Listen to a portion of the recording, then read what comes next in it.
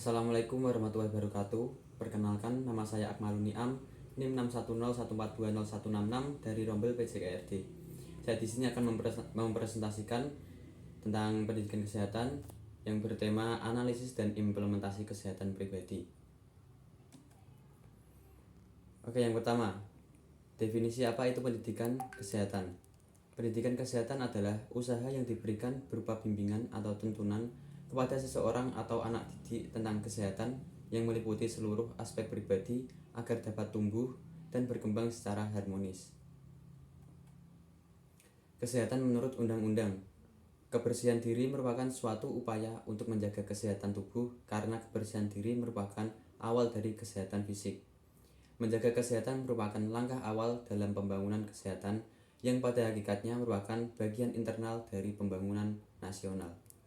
Undang-Undang RI Nomor 36 Tahun 2009 tentang Kesehatan Bab 2 Pasal 3 yang menyatakan pembangunan kesehatan bertujuan untuk meningkatkan kesadaran, kemauan, dan kemampuan hidup sehat bagi setiap orang agar terwujud derajat kesehatan masyarakat setinggi-tingginya sebagai investasi bagi pembangunan sumber daya manusia yang produktif secara sosial dan ekonomis.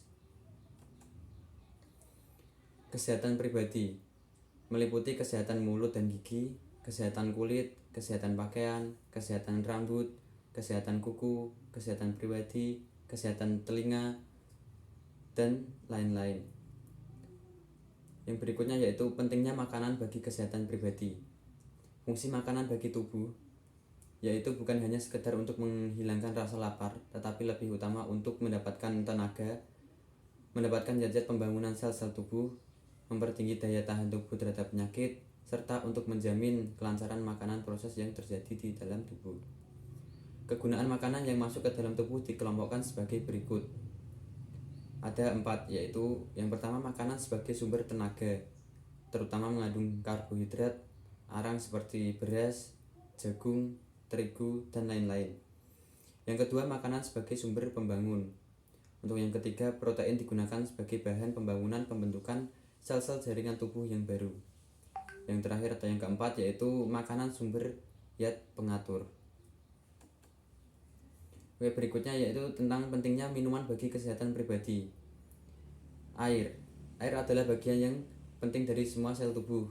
Air digunakan sebagai bahan pembangunan, sebagai zat pengatur dan merupakan bahan pelarut. Air harus memenuhi syarat kesehatan adalah sebagai berikut, yaitu yang pertama penuh, yang kedua tak berbau, yang ketiga tidak berwarna, yang keempat tidak mengandung mineral yang berbahaya, yang terakhir tidak mengandung bibit penyakit. Berikutnya tentang masalah-masalah dalam kesehatan pribadi. Yang pertama, stres. Stres itu merupakan reaksi seseorang baik secara fisik maupun emosional atau mental atau psikis. Apabila ada perubahan dari lingkungan yang mengharuskan seseorang menyesuaikan diri, sumber stres bisa saja lingkungan yang menuntut harapan yang tidak realistis, beban tanggung jawab atas pekerjaan, dan masih banyak lagi. Yang kedua, flu. Flu merupakan penyakit yang disebabkan oleh infeksi virus yang dapat menyerang hidung, tenggorokan, dan paru-paru. Flu atau influenza ini sangat umum terjadi di musim pancaroba. Yang ketiga ada diabetes. Diabetes adalah suatu masalah kesehatan yang lazim di masyarakat akibat konsumsi beragam makanan olahan dan manis yang cenderung kita sukai.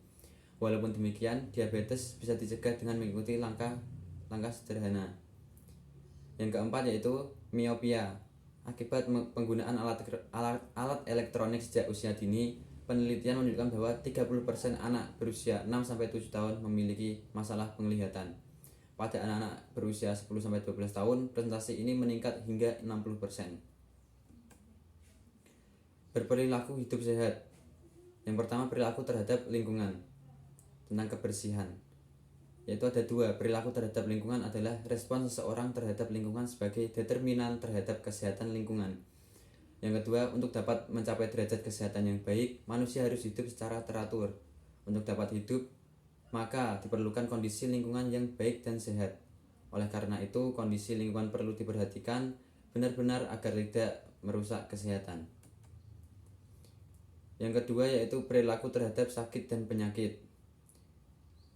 Yang pertama, perilaku terhadap sakit dan penyakit, yaitu bagaimana merespon baik, pasif, serta rasa yang ada pada dirinya dan di luar dirinya maupun aktif yang dilakukan sehubungan dengan penyakit dan sakit tersebut.